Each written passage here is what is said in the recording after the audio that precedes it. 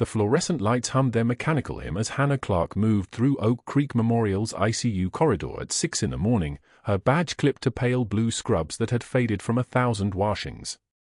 20 years.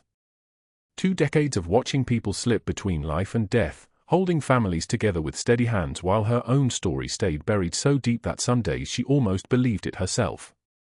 She didn't see the recognition in residents' eyes anymore, just the tired nurse with graying hair pulled back in a bun, the one who never asked for holidays, the one who picked up extra shifts without complaint. They talked over her during rounds. Around her during coffee breaks. She had become the kind of invisible that only comes from training yourself not to be seen. Her hands were steady as she checked the 4 drips in ICU 4, adjusting a bear hugger warming blanket with the precision of someone who'd done field medicine in caves with nothing but moonlight and instinct. The other nurses had stopped noticing the slight tremor that appeared only when her fingers were idle, when there was nothing to do but remember. She organized the surgical instruments in the supply room, lining the scalpels by blade length, the habit no civilian nurse shared, a reflex carved into muscle memory from another life entirely. At 6:41 a.m., the emergency room doors burst open like a gunshot. Paramedics wheeled in an unconscious male, mid-20s, Army Ranger uniform torn and blooded from a training accident on the Fort Dix Ranges. The fabric hung in strips from his right shoulder, revealing a trauma that should have killed him, only it hadn't. Boots on tile. 1, 2, 3, 4. Hannah moved toward the stretcher without thinking, her eyes already scanning vitals before anyone told her to. BP 84/52 and dropping. O2 sat 91. Heart rate 127, tachycardic but holding. The paramedic shouted details, found unresponsive at 0530 hours, severe blunt force trauma to right thorax, possible internal bleeding, no identification on scene, only this. He held up a dog tag on a broken chain, the metal swinging slightly as the stretcher locked into position. Hannah took the chart from the paramedic's outstretched hand. Her eyes found the name stamped on that metal before she even meant to look. Torres, Michael. The paper slipped slightly in her grip. She had seen that name once before, in a debriefing room in Kandahar 20 years ago, written on an incident report that was classified higher than top secret, in a mission that officially never happened. She had heard it from the mouth of a terrified 8-year-old boy covered in concrete dust and his brother's blood, a boy she had pulled from rubble with her bare hands while rounds cracked overhead like thunder. That boy had been clinging to her uniform with the grip of someone who'd already lost everything else, parents, home, certainty that the world made sense. Now he was 28 years old and unconscious on a stretcher in Philadelphia. Her fingers traced the dog tag. Just for a moment. Just long enough for the letters to speak to her in a language no one else could hear. The broken chain was old, the kind of wear that came from 20 years of not taking something off, from sleep and showers and 3 wars and whatever came after wars when you tried to live in a civilian world that couldn't possibly understand what you'd survived. Across the nurse's station, behind the glass partition, Dr. Ashford watched her. His eyes were the grey of winter concrete, the kind of grey that never warmed. He was 53, old money in the way he wore his white coat like a title, his salt and pepper hair styled by someone who understood that appearance was currency. He had been the ICU director at Oak Creek Memorial for 7 years, and in that time he had built a kingdom where everyone moved according to his gravity, where residents deferred and nurses didn't ask questions and patient outcomes were less important than protocol compliance. His power was institutional, the kind that came from knowing everyone's weakness and being careful never to use it all at once. He had allies on the hospital board, a brother-in-law who was a state representative, and a carefully cultivated reputation as a brilliant clinician who happened to be difficult but brilliant. People always forgave brilliance. He saw Hannah's reaction to the dog tag. The slight widening of pupils. The way her thumb moved across the metal with something close to tenderness. The flicker of recognition that crossed her face like lightning before she could bury it again. In that moment, something shifted behind his eyes, a calculation, a pattern recognition, the way a predator notices an anomaly in a herd. "Nurse Clarke," he said, his voice carrying across the station like smoke. "The patient is priority stable."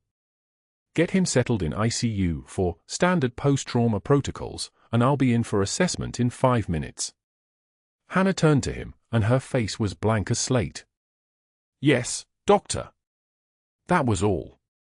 Just 2 words, deferential and small and completely unremarkable. But she was already moving toward the trauma bay with a kind of purposeful grace that made the junior residents watch her without knowing why. Something about the way she carried herself had shifted when she pulled that dog tag from the paramedic's hands. Something had woken up inside her, something that had been sleeping for 20 years under layers of hospital routine and deliberate forgetting. In the trauma bay, she positioned Torres with mechanical efficiency, secured the 4, attached the cardiac monitor, ran a 12-lead EKG that showed sinus rhythm, regular and strong. His right chest was already swelling, the kind of bruising that meant internal bleeding, but his lungs were clear, his airway patent, his pupils reactive. She worked around him like she was protecting something precious, and when no one was watching, when the monitors were beeping their steady rhythm and the other nurses were running labs, she let her fingers rest on his shoulder for just a moment. The uniform was damp with blood and sweat. She could feel the warmth underneath, the solid reality of him, 20 years older and unconscious but alive, still alive. It wasn't a request. It was a command. The thought came unbidden, automatic, the way her brain still organized the world. She pushed it down like she always did. When the shift ended at 2 p.m., Hannah drove through Philadelphia rain that hammered her windshield like applause for something she couldn't quite name. The city blurred past in grays and neon. She lived in a modest apartment in northeast Philly, 3 rooms that she kept deliberately sparse, no photographs, no personal items, nothing that connected her to any life she'd lived before this one. Her son Jeremy was there when she arrived, sprawled on the couch with his phone, 17 years old and asking questions she'd been dreading since the day he was born. "Mom, you seemed weird about a patient today," he said, not looking up from his screen. "Aunt Maria saw you on her break and said you looked upset." Hannah set her keys on the table with careful precision. "Long shift. Nothing unusual. That's what you always say.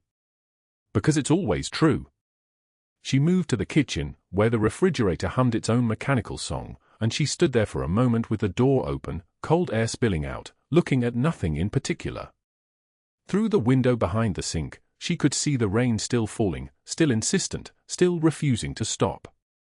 Jeremy appeared in the doorway, blocking her escape.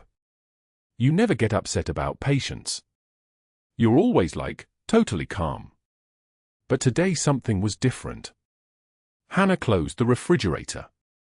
She turned to face him, and her voice was steady as surgical steel. "Sometimes people remind us of other things. That's all. It doesn't mean anything. But, Jeremy, I need you to trust me. There are things I can't tell you. There are things you're safer not knowing. When you're older, when you're ready, we'll talk about it. But today isn't that day." Her son looked at her the way 17-year-olds look at their parents when they know there's a whole world of secrets hidden just below the surface. He wanted to push. She could see it in his jaw, his shoulders, the way he was gathering questions like ammunition. But he was a good kid. He'd always been a good kid, which meant he understood the difference between what he wanted to know and what she needed to keep hidden. "Okay," he said finally, and he walked back to the couch, and the moment passed like a door closing on a room she wasn't ready to enter. That night, Hannah lay awake in the dark, and she thought about a boy in Kandahar who had clung to her uniform while the world burned around them. She thought about the 18 soldiers she'd pulled from that rubble, the ones who'd lived and the ones who hadn't. She thought about the dog tag hanging from a broken chain, and the way metal could carry the weight of 20 years like it was nothing at all. In the ICU at Oak Creek Memorial, Michael Torres lay unconscious under monitors and 4 lines, his body healing from trauma, and he had no idea that the nurse who'd stayed to watch over him in the first hour was the same woman who'd saved his life once before, in a time and place that had been officially erased.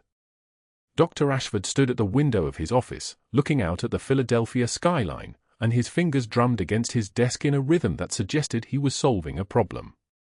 He had seen the way she touched that dog tag. He had seen the recognition in her eyes. And he was already thinking about how to use it. The morning shift began like all the others, fluorescent lights humming their monotonous song, the ventilator in room for 12 wheeling out its mechanical rhythm, the smell of antiseptic cutting through everything. Hannah arrived at 7:15, 30 minutes before rounds, and pulled up Michael Torres's chart on the workstation. Stable vitals. No internal bleeding. Standard observation protocol.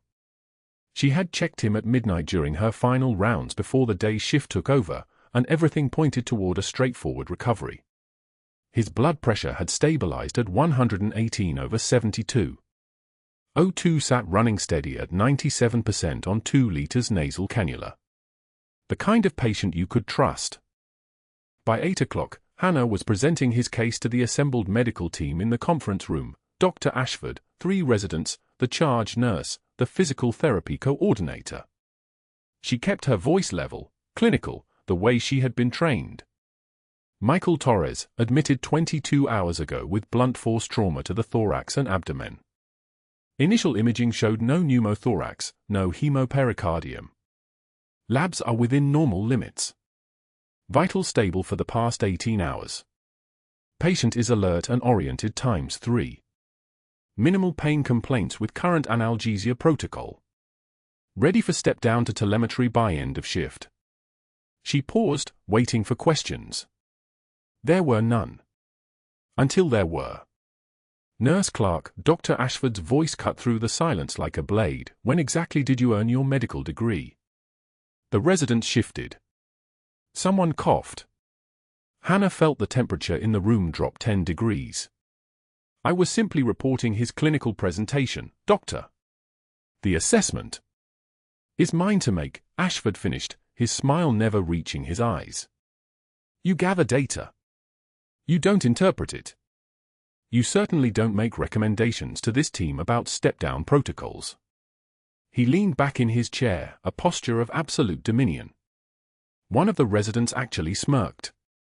Hannah watched that smirk the way a combat veteran watches an unsecured perimeter, cataloging threat levels, escape routes, the exact distance to the nearest exit. Stick to taking temperatures, bedpan Betty. That's what you're good at. The nickname landed in the silence like a stone dropped into still water. The ripples spread to every corner of that room, and Hannah felt each one. Her jaw tightened. Her hands, those steady hands that had held lives together in caves and rubble and makeshift operating theaters, formed fists at her sides. She took one measured breath. Counted the exhale. One tear escaped before she could stop it, and she reached up with the back of her index finger to wipe it away without breaking eye contact with Ashford. The room held its collective breath. I've done exactly what was necessary, exactly when it mattered, Hannah said quietly, her voice so low they had to lean forward to hear it. The words landed differently than she expected. Not as a defense. As a warning. Ashford's expression flickered, just for a moment, a fraction of a second, before he recovered his superiority. Understood. Let's move on to the next case. But his fingers drummed against the desk 3 times, and his left eye twitched, and Hannah recognized the signs of a man who had expected submission and found something else instead. Calculation replaced dismissal in his gaze. He was recalibrating. That was worse. By that afternoon, everything had shifted. Hannah found a printed schedule in her locker, her name reassigned to overnight rotations effective immediately, 10 p.m. to 6 a.m., 5 days a week, which meant she would never overlap with Michael Torres's day care again. The note attached was from Ashford himself, handwritten in meticulous fountain pen: we need our most experienced nurses where they're most useful. You've been showing signs of emotional compromise that concern me. Night shift will provide you with appropriate distance from this patient. Consider it a gift. A gift? The word turned in Hannah's stomach like a key in a lock. She understood what he was really saying: you're going to the graveyard shift where I can watch you without the complications of daylight, where your isolation will be complete, where you'll have no witnesses and no power. She texted her son Jeremy that she'd be working nights. She didn't tell him why. 3 days passed. Hannah worked the overnight rotation, monitoring patients who slept, charting their vitals, watching the clock crawl from 11 p.m. to dawn. During her days, she tried to maintain routine. Coffee at the Starbucks on 19th Street.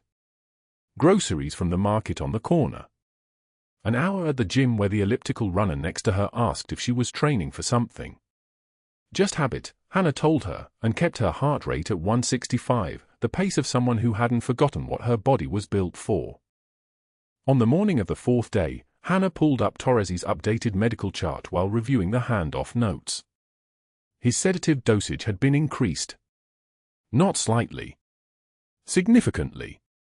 From 5 milligrams of midazolam every 8 hours to 10 milligrams every 6 hours. The medication was listed under Ashford's orders, dated the morning after she'd been pulled off his care. Hannah's first instinct was to ask. Her second was to pull the paper chart and verify the dosage against the pharmacy records. Both instincts were correct. That's what a competent nurse would do. That's what a nurse who wanted to keep her job would do. She did both. The pharmacy confirmed the order. Ashford had called it in verbally at 6:47 a.m., and the night pharmacist had flagged it as unusual because Torres's pain levels were documented as minimal. But when you're a doctor calling in an order to a hospital pharmacy, your word carries the weight of law. The pharmacist had filled it. The night nurses had administered it. No one questioned why an unconscious man recovering from blunt force trauma needed that level of sedation when basic monitoring would suffice. Hannah printed the chart. She documented the discrepancy. She wrote a polite but specific note to Ashford requesting clarification on the medication protocol change. She left it in his inbox at 7:30 a.m., copies to the charge nurse and the patient safety committee, exactly as policy required. She had no idea what she'd just set in motion. At 9:15 a.m., during morning rounds on the medical floor, Hannah was presenting observations to the team again, different patient this time, but she was still the nurse, still the person responsible for hourly vital signs and fluid balance and the 1,000 small details that keep bodies alive. She was in the middle of a sentence when Ashford appeared in the doorway, her note in his hand. He didn't speak. He simply gestured for her to follow him. They walked to room for 12.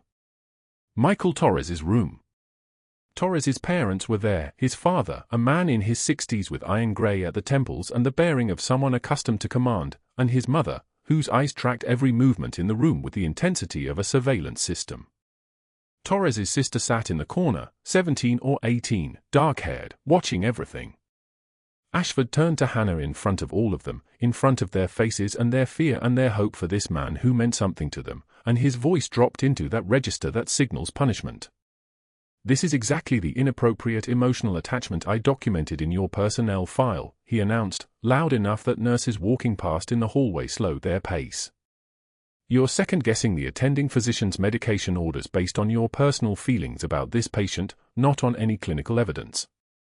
This is a violation of the professional boundary I warned you about." Hannah felt his words the way you feel shrapnel, multiple impacts, calculated to wound. She didn't respond. She didn't defend herself. She simply stood there while he spoke, while Torres's father's expression hardened, while his mother's hands gripped each other so tightly her knuckles turned white. "We're finished here," Ashford said. "Return to the nursing station." By afternoon, there was a printed sheet posted on the unit board, formal as a death notice, Clarke, H., Incident Report, Insubordination and Boundary Violations, Final Warning. Below it, in Ashford's precise handwriting, Nurse Clarke questioned attending physician medication orders based on inappropriate emotional attachment to patient. Recommends transition to night shift for appropriate distance and professional development. The break room was where the real punishment lived. Hannah entered at 12:30 p.m. with her lunch, a turkey sandwich, an apple, a bottle of water. For nurses were clustered near the microwave: Jennifer Chen, Marcus Washington, Sophie Reeves, and Patricia Kim. Conversation died mid-word. Sophie turned away first, gathering her food. Jennifer and Marcus followed, not meeting Hannah's eyes. Patricia watched for a beat, then shrugged and joined them, and the four of them left the break room in a formation that felt choreographed. Hannah sat at the scratch table, the same table where she'd sat for 20 years, where countless conversations had unfolded around her, where she'd listened to stories about people's children and divorces and dogs and dreams. The table where she'd learned their names, their fears, their lives. Now it was just her. Alone with fluorescent lights and the hum of the refrigerator. A resident appeared in the doorway at 1 p.m., Dr. Kim, the one who'd smirked during rounds. He was younger than the others, maybe 28, the kind of doctor who was still angry that the world hadn't arranged itself according to his specifications. He saw Hannah at the table and his expression sharpened into something cruel. "Hey, bedpan Betty," he said, walking toward her with the confidence of someone who'd never experienced actual consequences. "You ever done anything besides empty piss and take temperatures? Or is this as important as your life gets?" Hannah set down her sandwich. She didn't look up immediately. She took one measured breath, the kind of breath that soldiers took before making decisions they'd live with forever, and then she raised her eyes to his. One tear escaped, not from fear, not from shame, but from something deeper, something that had been compressed into her for 20 years and was beginning to crack at the pressure points. She wiped that tear away without breaking eye contact. Without flinching. "I've done exactly what was necessary," she said, her voice so quiet it was almost inaudible, exactly when it mattered. The resident laughed, a sound like cheap glass breaking, and walked away. But he walked slower than he'd entered. And he didn't look back. That evening, Hannah pulled Torres's full medical file. Not just the clinical notes, but the administrative records, his admission paperwork, his listed hometown, his emergency contact information. Everything about his background story began to fracture under examination. The details didn't connect. The information seemed designed to hold up under casual review but collapse under actual scrutiny. His supposed hometown didn't match his contractor family background. His emergency contact information, a sister in Albuquerque, had an address that didn't exist. When Hannah tried to access his military service records through the hospital's veteran liaison system, her credentials flagged as insufficient. Access denied. The message hung on her screen like an accusation. She understood then, Dr. Ashford wasn't just isolating her from Torres. He was preventing her from discovering why a supposedly American Army Ranger's records didn't align. Why his cover story was falling apart. Why someone had needed to erase the truth so carefully. Jennifer didn't show up for the morning shift. Marcus called in sick, first time in 4 years. Hannah discovered both facts simultaneously when she logged into the scheduling system during her midnight break and saw the notations in red, Ashford reassignment, effective immediately. The new names appeared on the ICU for roster, nurses she'd never worked with, fresh-faced residents rotating through, people with no context, no history, no reason to listen if Hannah suggested anything about Torres's care. Dr. Ashford had moved with surgical precision. He'd taken her only allies and disappeared them. The isolation hit differently when you could see it being executed. When you could trace the lines connecting the moves. Ashford wanted her blind. Wanted her cut off from the one floor where the man she'd rescued was lying in a bed that should have been safe. So he'd orchestrated the transfer like a chess master, removing her protection pieces one at a time, and now the board was empty except for Hannah standing alone in the center, visible to every player. She'd spent 20 years in intelligence work understanding how systems of power operated, how to move through bureaucracy without leaving fingerprints, how to isolate a target through institutional mechanisms rather than direct confrontation. Watching Ashford execute those same techniques against her felt like being checkmated by someone who'd studied under her own hand. The irony wasn't lost on her. Neither was the message. He knew something. Not everything. But enough to understand that separating her from Torres was survival. For him. Morning rounds came at 6:33 a.m. Hannah had been awake for the last 6 hours of her night shift, watching the monitors in ICU, from a distance, observing the medications being pushed by nurses whose names she didn't know, whose competence she couldn't verify. At 2:13 a.m., she'd noticed something in Torres's for drip. A solution going in that didn't match his documented protocol. She'd copied down the name, dihydroergotamine, a vasoconstrictor, and noted the time. A drug that constricted blood vessels. A drug that would raise blood pressure acutely but, in someone with a healing wound, could compromise circulation to the repair site. She'd pulled the chart for times. Each time, the documented medication list showed only the standard protocol. But her eyes didn't lie. And neither did 20 years of field medicine, where you learn to read a human body the way others read books. When Dr. Ashford arrived at 7:04 a.m., his expression was already set, the carefully neutral mask of a surgeon about to make rounds. He moved through the patient with the fluid efficiency of someone born to authority, his white coat catching the fluorescent light like a flag. The Torres family was present, Michael's sister, Maria, who'd flown in from San Francisco the day before, his father, standing at the foot of the bed with his shoulders curved forward like someone bearing weight. Hannah was supposed to be off shift by 7:38 a.m. She should have left. But she stayed. Because protocol demanded presentation of overnight developments, and she had developments to present.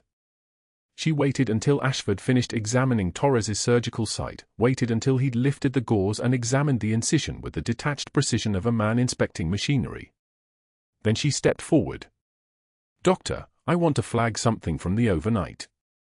The room temperature changed. Not actually, that was biology, the autonomic nervous system registering threat. But the air suddenly felt denser, heavier with implication. Ashford looked up, and Hannah saw his eyes calculate, adjust, prepare. He was expecting this. Wanted it, maybe. "The medication protocol for patient Torres appears inconsistent," she said. "At 2:13 a.m., a vasoconstrictor was administered that doesn't appear in his chart." Ashford's jaw tightened. He held the look for 3 seconds, long enough for everyone to feel it, then straightened to his full height. When he spoke, his voice was pitched for the room, not for Hannah. "Clinical. Devastating. This is precisely the kind of insubordination I was referring to in my report." Report. The word landed like a scalpel. Hannah kept her face level, but she felt Maria Torres shift, felt the weight of their attention redirect toward her like a spotlight. "Nurse Clarke has been expressing inappropriate emotional attachment to this patient since his arrival," Ashford continued, his tone never rising, which somehow made it worse. Anger could be explained away. But this surgical dissection of her character was delivered with the weight of institutional authority. "She's now inventing medication discrepancies that don't exist, attempting to undermine my medical judgment, presumably because she believes she has some special insight into this patient's care." Hannah's hands were steady. Breathing shallow and controlled. The way you breathed when you were in a hide, waiting for movement in the scope. When the entire mission depended on your body chemistry remaining neutral. "I documented the medication administration at 2:13 a.m., she said. Voice flat. No inflection. No defense, because defense implied she'd done something wrong. "I can pull the 4 monitoring log from Nurse Clarke." Ashford's voice cut across hers with the precision of a surgical blade. "You are not authorized to alter 4 protocols or question established medical orders. You're also clearly experiencing a conflict of interest regarding this patient. I'm going to be documenting this conversation, and I'm requesting that you have no unsupervised contact with ICU, for effective immediately." The Torres family was watching her now. She could feel their eyes on her like weight. Maria's expression had shifted to something darker, suspicion, maybe. The kind of suspicion that took minutes to build but decades to undo. Ashford turned back to his chart, dismissing her, and Hannah understood that this moment was calculated. Designed. He'd known she'd push back about the medication. Known she'd document it, question it, present it professionally. Known that her adherence to protocol, the same adherence that had kept her alive through 20 years of intelligence work, would provide him with exactly the ammunition he needed. She left the ICU without another word. Her shift was over anyway. By the time she reached the break room, the rest of the staff was filtering in for day shift. The conversation stopped when she entered. Not dramatically, no one gasped or turned away with visible contempt. It was worse than that. It was subtle. Jennifer's replacement gathered her lunch from the refrigerator and took it into the bathroom to eat. 2 residents who'd been making coffee suddenly decided they needed to go somewhere else. By the time Hannah sat down at the scratch table in the corner, she was alone. But that wasn't the worst part. The worst part was the unit board. She noticed it when she stood to leave, when her eyes passed over the corkboard where the hospital posted announcements and staffing updates and, apparently now, formal write-ups. Her name was printed in black ink on a memo dated this morning. Incident report, inappropriate emotional attachment and insubordination. Nurse Hannah Clarke, date of incident, today. Attending physician, Dr. Marcus Ashford. Summary: Nurse Clarke engaged in unauthorized questioning of established medical protocols and made unfounded claims regarding medication administration. Behavior indicates she is unable to maintain professional objectivity regarding patient care. Recommended action: immediate disciplinary review. The memo was laminated. Permanent. Visible to every staff member who passed through the break room. Her full name. Her department. Her failure, documented and displayed for collective judgment. She didn't take it down. Didn't rip it up or crumple it or give Ashford the satisfaction of her anger. She just looked at it for 7 seconds, memorizing the text, understanding what had happened in the hours she'd been working overnight. While she was trying to save Torres's life, Ashford had been dismantling her credibility. While she was documenting irregular medications, he was creating an institutional narrative in which she was unstable, obsessive, dangerous. The speed of it was professional. The cruelty was methodical. Hannah picked up her bag and walked out of Oak Creek Memorial at 7:43 a.m. on a Tuesday morning with the Philadelphia rain starting to fall and the city already moving around her with the momentum of people who had places to be. She'd spent 20 years in covert operations learning to disappear. Learning to move through hostile territory without leaving trace. Learning to exist in spaces that didn't officially acknowledge her existence. This was worse. This was being erased in plain sight. That night, she returned for her overnight shift because protocol demanded it, because walking away would confirm everything Ashford had documented, because Hannah Clarke had learned long ago that retreat was a tactic, not surrender. She changed into her scrubs at 10:56 p.m. and took her position at the nurse's station in ICU 2, on a different floor now, where she could see nothing of Torres's room, where she could verify nothing of his care. The ward was quiet. That particular quality of quiet that fell over hospitals after visiting hours, when the machines became the dominant voices and the human sounds fell away. Hannah sat with her charts, reviewing medications for patients she barely knew, monitoring monitors that showed the steady decline of the elderly and the trauma recovery of the broken. Somewhere on the 4th floor, Michael Torres slept or suffered or was being poisoned with calculated precision, and she could do nothing. Her phone sat dark on the desk. No messages. No ally.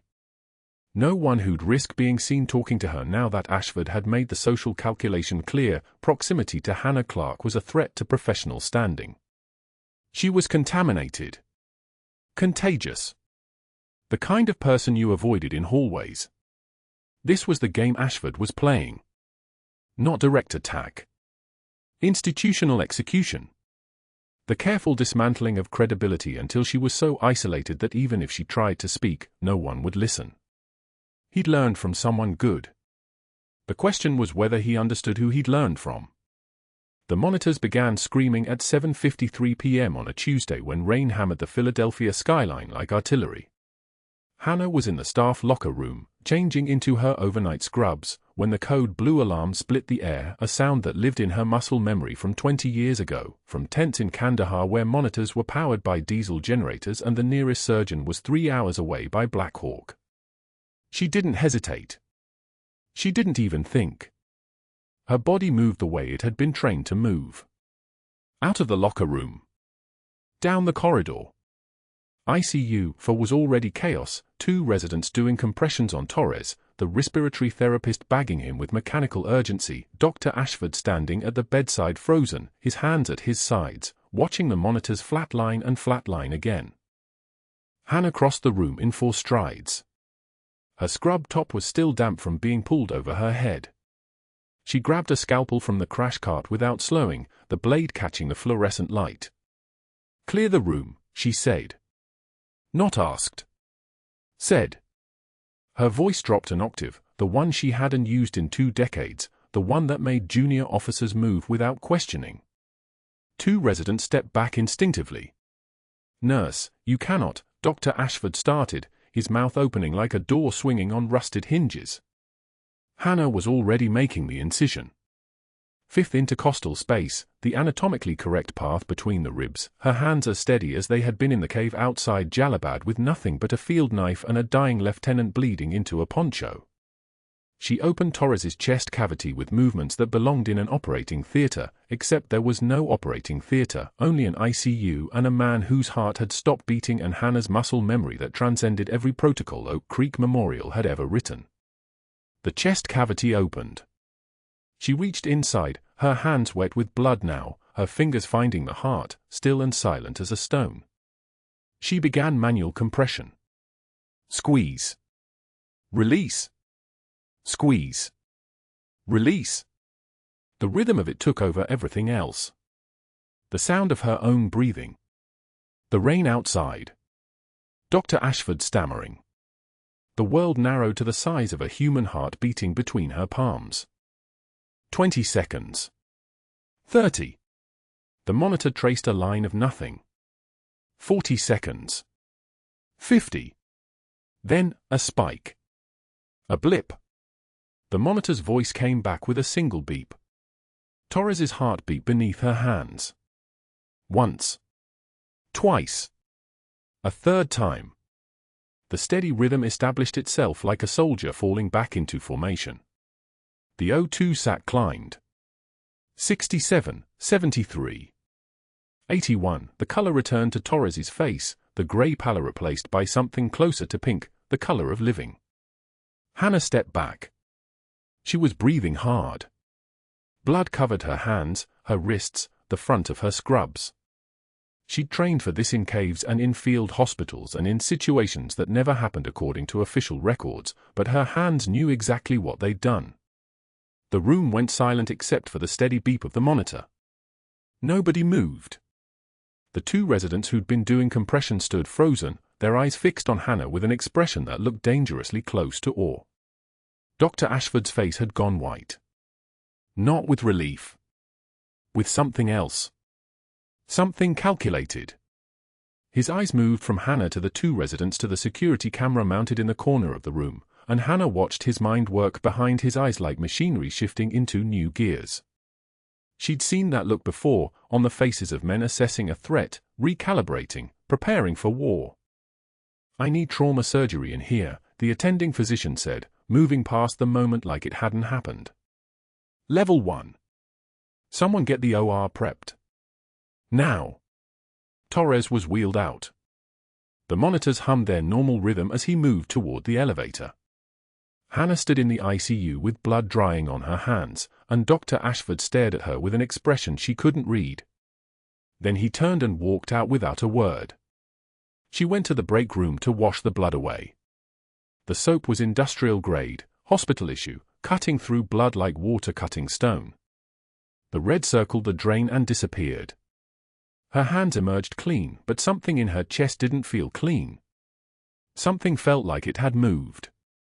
Like something buried had shifted. Within the hour, Dr. Ashford had made 3 phone calls. Hannah heard about it from Jennifer and Marcus, who were pulled into his office separately and emerged with their lips sealed, literally, NDAs about patient privacy that they couldn't discuss, couldn't even acknowledge had happened. By the next morning, they were both reassigned to different shifts in different units. Their schedules would never align with Hannah's again. The following week's schedule was redrawn.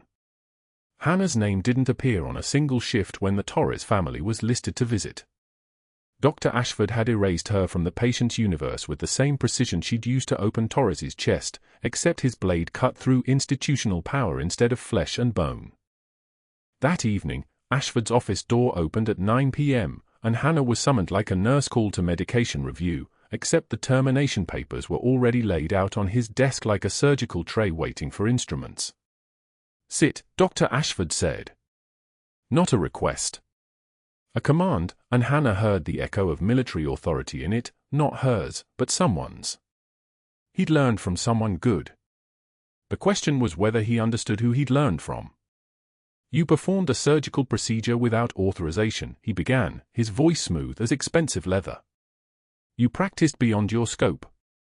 That's grounds for immediate termination and potential license revocation. Your departure is in everyone's best interest." Hannah didn't argue.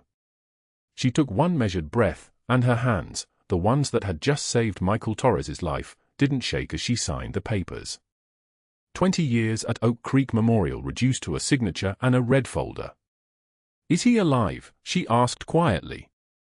Dr. Ashford nodded. "Then it was worth it," Hannah said. She cleaned out her locker.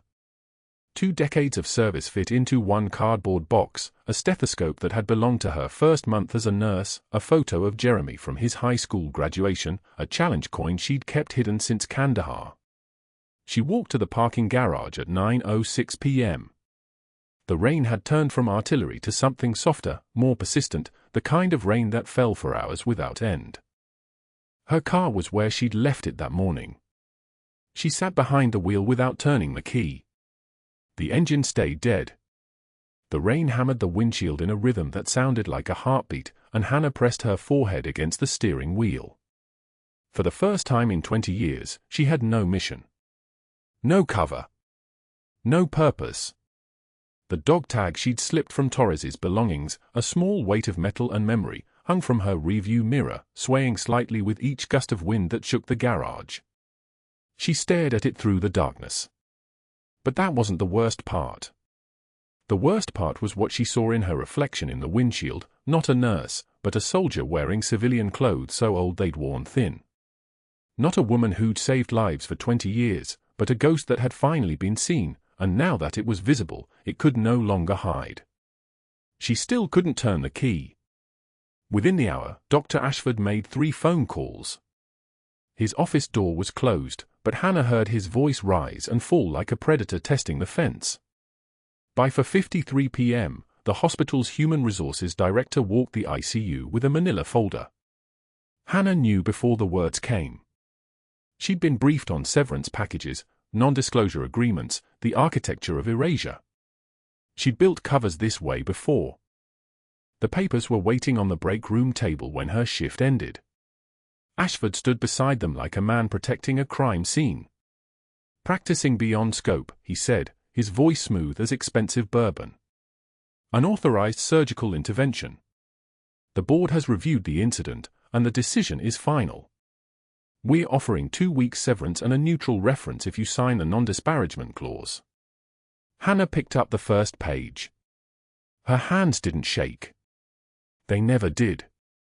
She read each line with the same attention she'd given mission briefs in rooms without windows, every word a potential trap, every clause a test of whether someone was trying to bury her again. The language was precise. Airtight. Ashford had drafted this with someone who knew how to make a person disappear from institutional memory. 2 weeks, she said quietly. For saving a man's life. "You exceeded your authority," Ashford replied. His jaw was tight. His eyes were wrong, not angry, but calculating. He was already thinking 3 moves ahead, already measuring whether she'd comply or become a problem that required different solutions.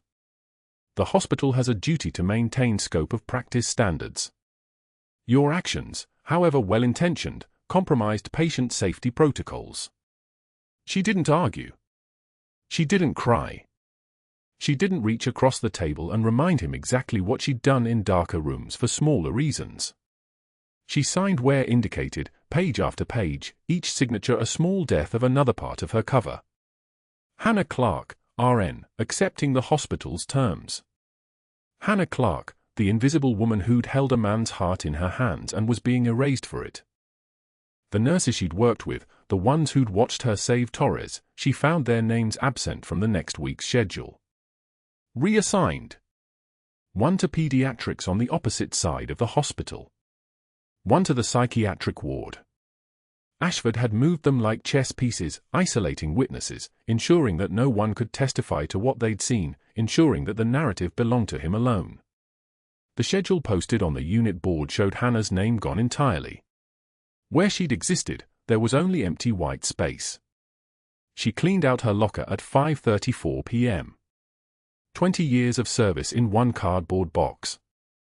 Her extra badge, her stethoscope, the worn trauma shears with her call sign engraved on the blade, the shears she'd carried through Kandahar, through 3 Black Hawk crashes, through a firefight in Helmand Province that killed 17 people including 2 of her team. Those shears had cut through bandages and field dressings and once, when there was nothing else to do, through a seatbelt to extract a pilot before the helicopter burned. Now they went into a box next to her scrubs and her half-empty bottle of hand sanitizer. The walk to her car took 3 minutes.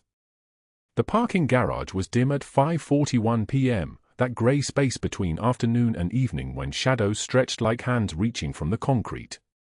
She'd parked in the same spot for 2 decades, row D, space 14, close enough to the stairwell that she could move fast if needed, far enough from the main entrance that she could think. Her 2014 Subaru Outback sat waiting, patient and neutral, asking nothing. Hannah opened the driver's side door and sat down. The engine was dead. The keys hung in her ignition, but she couldn't turn them. For the first time in 20 years, she had no mission. No cover. No classified operation waiting to consume her attention, no identity to maintain, no protocol that demanded she keep moving forward because stopping meant dying. The dog tag hung from her rearview mirror on a string she'd tied there that morning, the one she'd slipped from Torres's belongings while everyone was crowded around his bed. Michael's name and service number, that piece of metal that meant everything and nothing, that tied her to a moment in Kandahar that had defined everything since. She'd been ordered never to speak of it. She'd been told the boy died. She'd kept that lie locked inside her for 20 years until this unconscious man arrived and his name was on that chain, and suddenly the lie broke open. She pressed her forehead against the steering wheel. The leather was cold. The garage smelled like diesel and oil and something metallic, copper maybe, or just the rust stain beneath the concrete. A car alarm wailed 2 rows over. Tires squealed somewhere in the distance. The hospital hummed its mechanical song beyond the concrete walls, ventilators and monitors, and the distant sound of someone being saved by people who would never be fired for it. Hannah sat there for 17 minutes. She didn't cry. She didn't rage. She sat in the absence of purpose the way a soldier sits in the absence of orders, hollow, waiting, aware that the training didn't cover this part. Training covered how to extract civilians from hostile territory. Training covered how to perform a thoracotomy with a combat knife when there was no scalpel. Training covered how to live a lie for 2 decades. But training didn't cover what happened when the lie collapsed and you were supposed to just go home and make dinner and pretend that nothing inside you had changed. She turned the key at 5:58 p.m. The engine caught. She drove out of the garage and into Philadelphia's evening traffic without turning on the radio. Her apartment was on Rittenhouse Square, a 3rd-floor walk-up in a building that asked no questions about the woman who paid rent on time and never made noise. She'd kept it sparse: bed, kitchen table, books about military history that she'd read 4 times each because they were the only honest thing in her life. The locked case was in the bedroom closet, high shelf, behind the winter clothes nobody in Philadelphia actually needed. She left it there. She packed boxes instead. The boxes went in the middle of the living room like soldiers standing at attention. Hannah moved methodically, her movements precise but empty of direction. She packed things she hadn't touched in years: a photograph of the team in Kandahar, their faces redacted with ink but their shapes recognizable. A medal in a box she'd never opened. Clothes that didn't fit her hospital life. Documents in an old briefcase from before she had a cover identity. Each box was another section of her real life, compressed and taped and waiting to be moved somewhere else, to a new hiding place, a new identity that the military was probably already constructing. She was folding her last set of scrubs at 9:23 p.m. when she heard the sound. Not her phone, she checked. The sound came from the apartment's back stairwell. Footsteps. Deliberate. Running. Then something that sounded like a door slamming, and a voice, young, breathless, calling her name. Mom. But that wasn't the worst part. The worst part was what came next. Jeremy appeared in her doorway at 9:25 p.m., and he was carrying a locked metal case. The case. The one she'd spent 20 years pretending didn't exist. And his face was flushed and his hands were shaking, and he was looking at her with an expression she'd never seen before, not anger, not disappointment, but something worse. Something that looked like pride colliding with betrayal. "Mom, they need to see these," he said. "They need to know who you are." Subscribe to see what happens when Hannah's son forces the truth into the light. Like this video and let me know in the comments, would you have let him walk out that door, or would you have stopped him? And follow for more stories about the quiet ones who carry the heaviest weight.